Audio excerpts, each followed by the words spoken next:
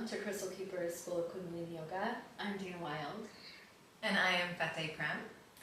And we are in the third episode of a three-part series where we're discussing 3 minds in Kundalini Yoga Technology: the negative mind, the positive mind, and the neutral mind.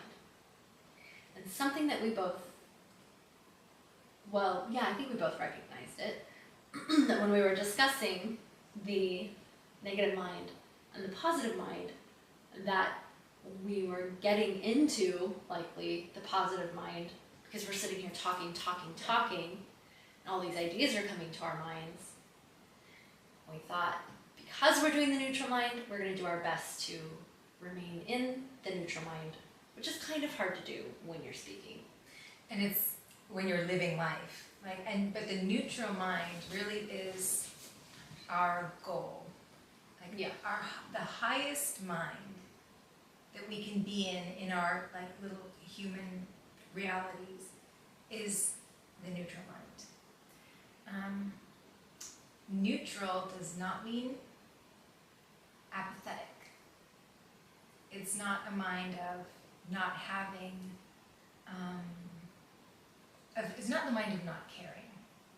It's not the neutrality of it doesn't make a difference. It's the neutrality of going beyond wrong or right to where the evolution of consciousness could take us. It's the neutral of beyond the duality. So Rumi has this really beautiful quote. It's a very famous Rumi poem. "There is a field beyond wrong or right. I will meet you there." And that's one of the most beautiful descriptions of neutral mind that I can think of. I love that quote. Isn't that beautiful? Mm-hmm. So I have a description of neutral mind from our handbook. It's also called the meditative mind. The neutral mind is the mind that judges and assesses without attachment in relation to your own purpose and reality. The neutral mind observes the actions of both the negative and positive mind and judges both in relationship to your higher self. Each thought is filtered through the negative, the positive, and the neutral minds. That's interesting, the filtering of the thought. Because a lot of our thoughts, that come from the subconscious, the negative mind, and they could just stay there. They could maybe move into the semi-conscious positive mind, and then we take some sort of an action that was more instinctual or reactive.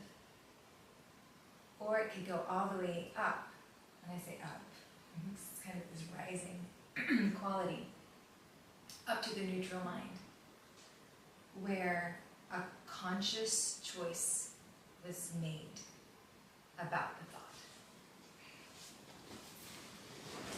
Or situation. Yeah. Yeah.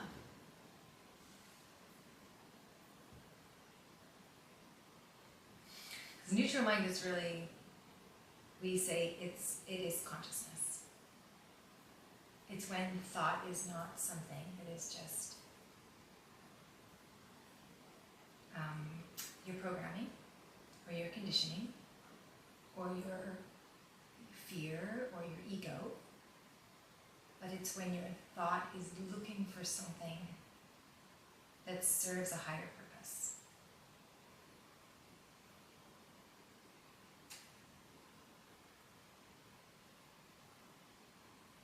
How do you feel about the neutral mind statement? I perceive the neutral mind as witnessing. I think the neutral mind is the place where we witness what the other minds, the other bodies are receiving. So we can sit and kind of take it in and feel. There's this practice that is called felt sense. Maybe some of you have heard of it. It's where you pick up an item and you sit with it. And you close your eyes and you feel it with your fingers. You look at it, you smell it, right? You get to know it and become really present with it.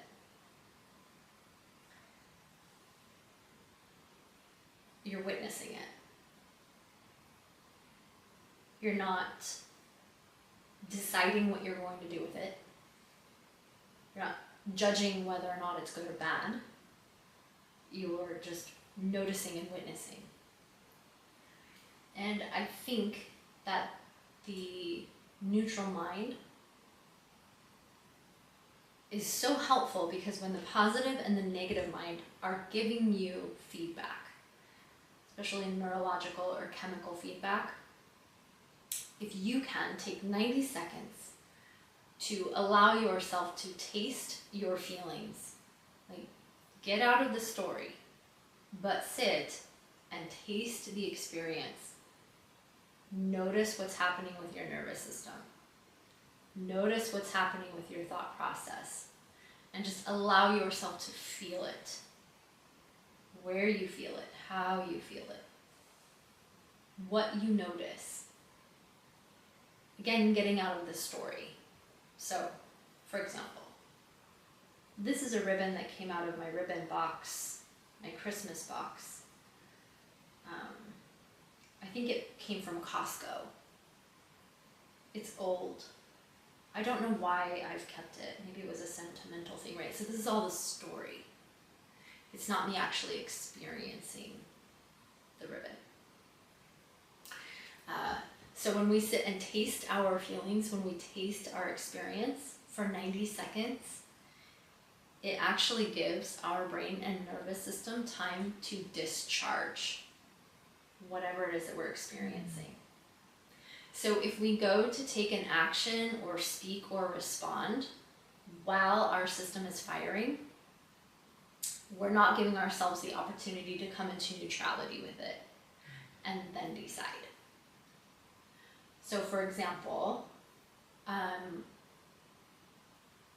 let's say you're at work and you're dealing with a client that's really stressing you out, and you want to go and take an action to fix your feelings or to resolve the situation. Maybe you have a deadline, right? Something.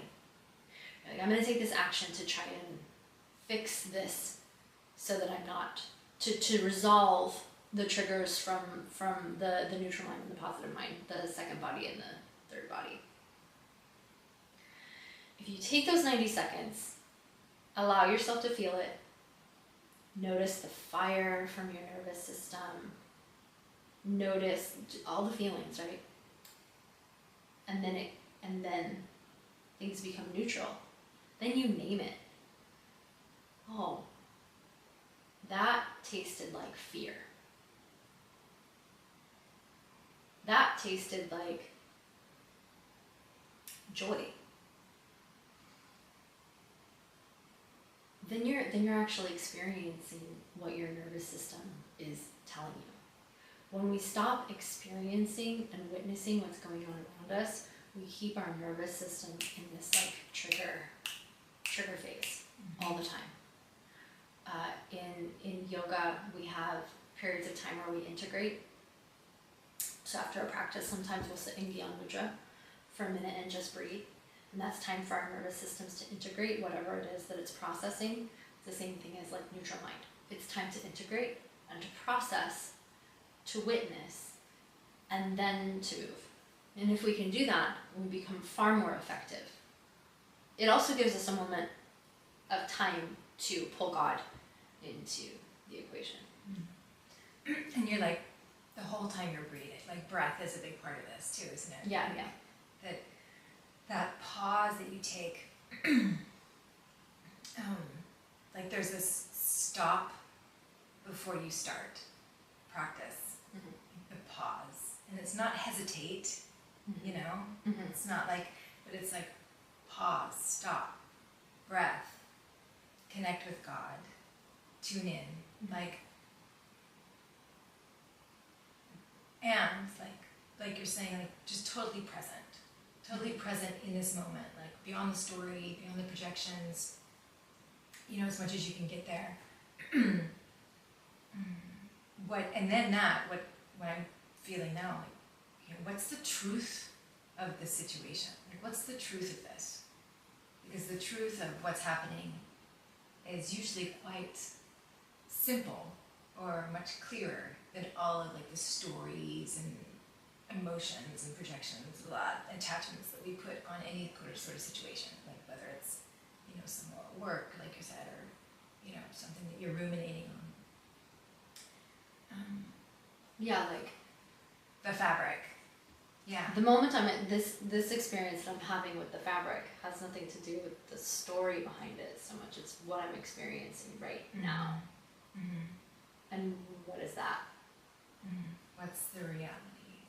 Yeah. Staying out of the story. Staying out of the story.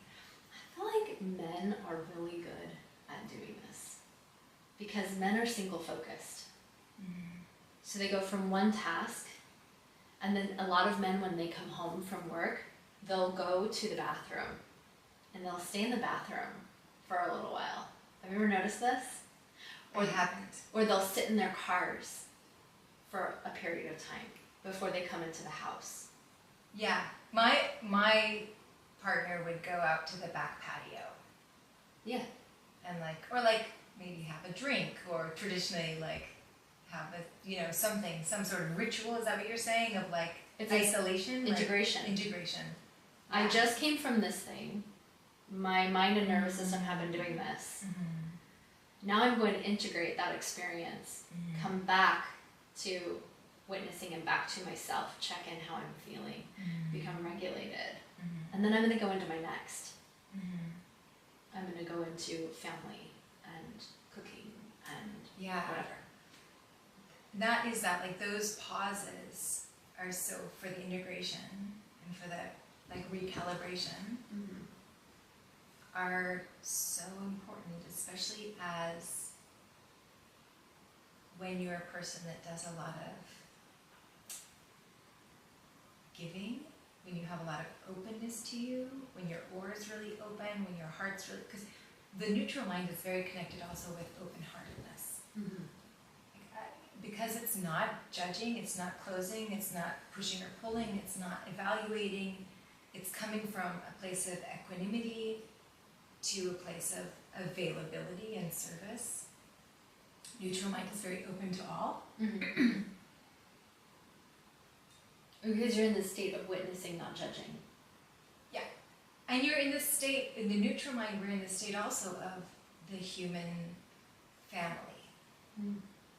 The neutral mind is very associated also with like call it the home of the soul.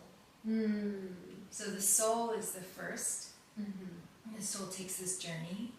The soul, and then, you know, goes through, the soul is experiencing subconscious mind, negative mind, and then it's experiencing positive minds, you know, this semi-conscious mind. And if it can bloom up all the way into the heart space, so this is quite a physical journey also, because we're going through these kind of physio-energetic, psychic areas of our body, into the heart, and it blooms in this beautiful blossoming of this human interconnectedness and availability to be of service to everyone in the human family. That's what neutral mind, ultimately, what's the point of neutral mind? It's not that so you just feel calm. Although, if that's all we get from it, that's great. Because sometimes that, like, if we can just get a place of calm, that's a lot to ask for people these days. Like some, you know, and... well, it brings the nervous system into neutrality. Yeah. Which is going to give you peace. Yes. So ultimately, what, you know, that's enough. Like if we could, for many of us, just to be able to reach a state of peace and calm is like a huge deal. Like, and I wish that for all of us. Especially if we utilize it in the moment when we're in dysregulation with our spouses or our children. Absolutely. Because without it, and what I wanted to get to in this is that the virtue of the neutral mind is selfless service. So you can't do selfless service if you're not in that space. Like if you're not in that space of like integration and calibration, you might be serving, but it won't have that peaceful place of selfless service, because it will get into a place of neediness or affirming yourself. Do you know what I'm saying? You know, it will come from negative mind or positive mind, which means that it's something is coming back to you. You're doing it because you need something, and something you want something from it, like serving others. But the frequency of being able to serve from neutral mind, and this is a really high calling, is coming from neutrality, but then what you're doing is you're serving the collective need for the highest possible outcome instead of serving to fulfill your own personal neediness. So you're talking about your relationship with your spouse or your children or any situation. Like, how can I be available for not what I need or want or being reactive, but for what needs to happen here? Mm-hmm. And you can only be in that place when you're in that space of neutrality. Mm-hmm. Does that make sense? Yeah, because when you've integrated your nervous system and you're available, you can then witness others. Yeah, and the whole situation, like it's a kind of a bird's eye view scenario. So this is a quote. It's from the Sri Guru Granth Sahib, which is the sacred text of the Sikhs, and this is where this technology really originates. Like, it's a yogic technology from northern India. All of the mantras, and the mantras come from this beautiful sacred text, which is just a bunch of devotional poetry, actually. This is just one line that I found before we decided to do this talk today, and I think it's really relevant. So in Gurbani, it's Mere mane pardesi ve priyare. Now let me try that again. I'm gonna start over again. Can I start over again? Yeah. Okay. All right. Okay. Fateh Prem has a quote for us that is linked to the neutral mind. Do you want to say that we got cut off though? Because I feel like it's weird. You're just gonna like blend it in. Yeah. Okay. Okay. Okay. So I'll just start. Okay. Okay. Well, let me just. Yeah. Okay. You have a quote for us Yes. that's linked to the neutral mind. I'd love to hear it. Well, it's in relationship to this idea. What we were talking about is the heart. The neutral mind is like home for the soul, but where like the chaos of the mind and the identity come to rest. It's like a resting place. It's very short. It's just it's a line. It's a sutra from the scriptures, the Sri Guru Granth Sahib, which is the source of all of the mantras in Kundalini Yoga Technology. Mere mane pardasi ve pyare ayugare, which translates to, "Oh, my beloved stranger mind, please come home." Like, our minds they go outside of ourselves. They go outside of our truth. They go outside of our soul. They go into like madness. And what we really want is just to gather in our mind and to pull it into this place, into the heart, into neutrality, into this like soft human space of love, so that we can serve our destiny. We can serve God. We can serve God through serving each other, because that's where we will encounter God in this incarnation. We will encounter God in our relationship with each other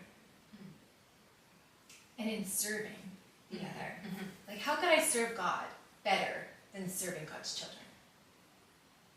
Like, I don't know a better way. Like, so this is the power of this neutral mind.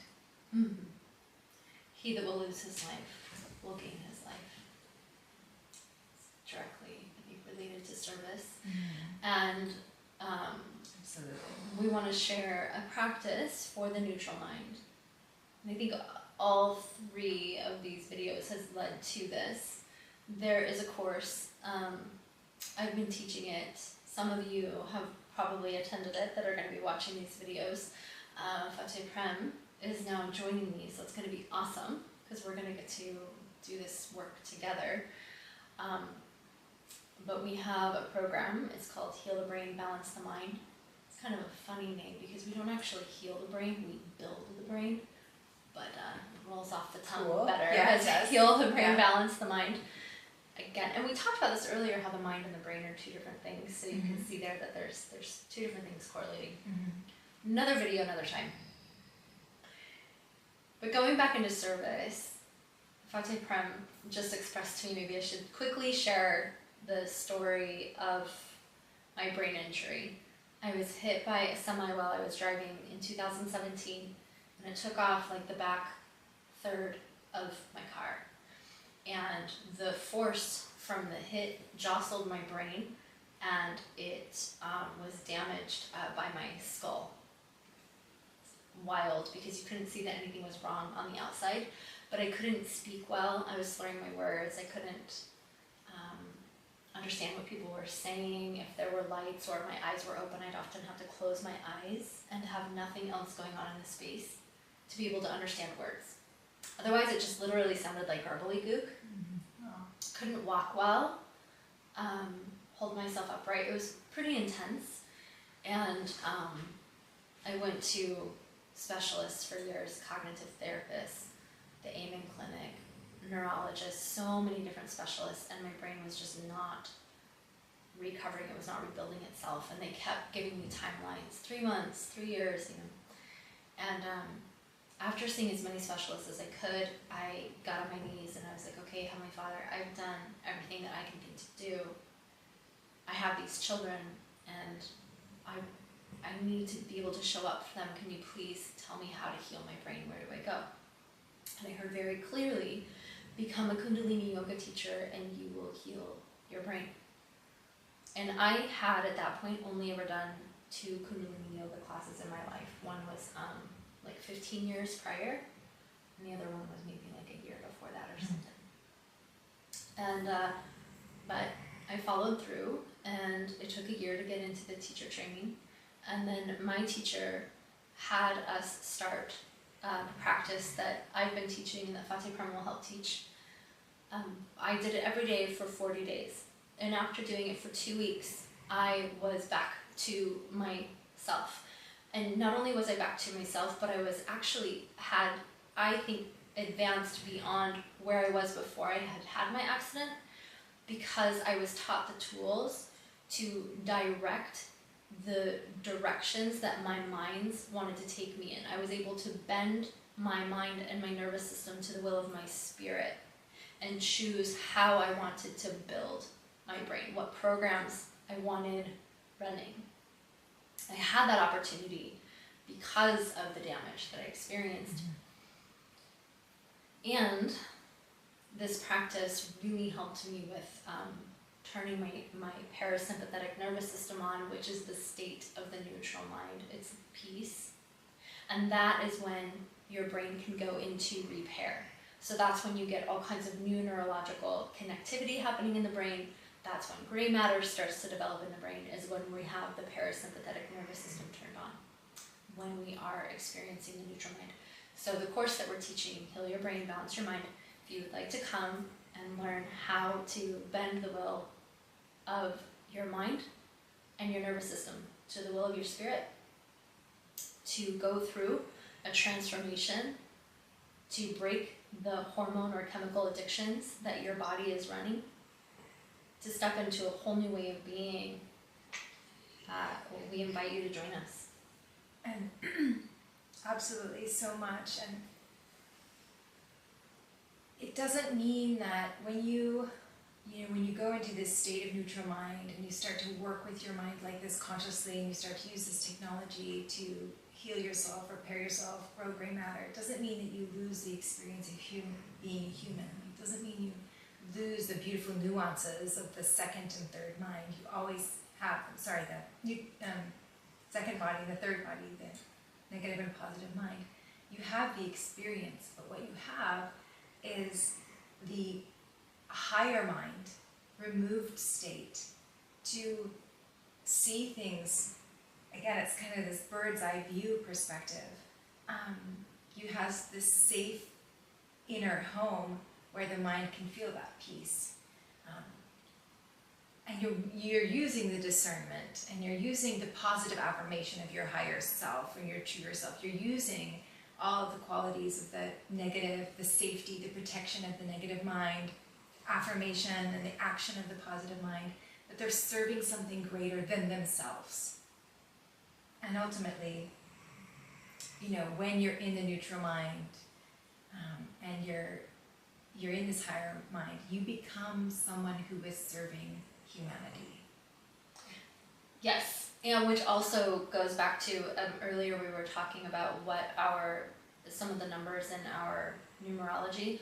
My life number is 4, which is the neutral mind, and my accident led me on a path to really developing my neutral mind. I am not perfect at it. It is a work, but it is my life's work. And I got to receive the benefits and witness the healing of it. And now it is my life's work and my service to share it with others.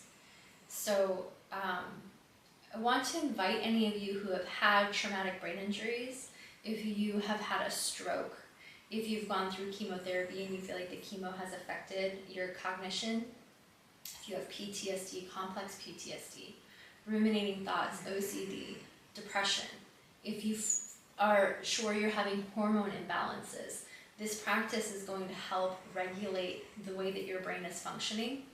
And in so doing, it's going to give you so much peace. It's amazing the transformations that we've seen. Just want to insert there also cognitive degeneration from excessive drug use, if you're a recovering addict, anything in any area, or that you have any addictive propensity towards addictive behavior, or if you are seeing kind of onset of dementia or Alzheimer's, or someone in your life is also experiencing that. This is a very powerful practice for for managing and healing and gaining back some of the function that has been lost. Absolutely. You can rebuild your brain, and there are methods and technologies that are in the Kundalini tradition that absolutely will repair your brain. I know my teachers are always saying it can, or it possibly could rebuild your brain, but it did mine, and I've seen it do it for so many people. So I guess, we never know exactly what type of healing you're going to receive, because it is different for each person that comes, but it is absolutely there. And this practice strengthens and develops the negative mind, the positive mind, and the neutral mind. So when we were talking earlier about what disciplines are you following, this practice is going to teach your negative mind a really strong discipline. It's going to teach your third mind that wants to go, your third body, your positive mind. It's going to teach it how to go in the direction that your spirit wills it to go. It's an incredible practice. Mm-hmm. And yes, and like Fateh Prem said, it's great for people that have had addictions. We've had people in the program that have been addicted to pills. We've had people that are addicted to alcohol. I know people say you can't be addicted to marijuana, but we've had people in the program that are addicted to marijuana, and a myriad of other things, and we've seen them sober up and gain great successes in their life. So. Mm-hmm. The technology absolutely works. Yeah. So thank you for sitting through the 3 minds with us and going through this process alongside us. We are new to podcasting and figuring it out. We're doing great. We're really good at this. Yeah, and I liked attempting to stay in the neutral mind while we just did this one. Yeah. It felt good. Yeah, that was good. Maybe you can tell us if you noticed a difference. And again, any questions you have, really helpful to hear what was interesting to you, what you'd like to know more about, because that lets us know what direction we can go how that we makes can us. support you. Yeah, because we really are here to serve. Yeah. Seva. Yep. We're in Seva. Mm-hmm. And we love you, Yeah, we do. and we're grateful you watched. Yeah, we're grateful. And don't forget to pray. Pray. Pray. Mm-hmm. Feed that longing every day. Every day. Don't leave the cave without prayer. No. It's not safe out there. Okay, yeah. Okay, Satnam. Satnam. Satnam. Thank you.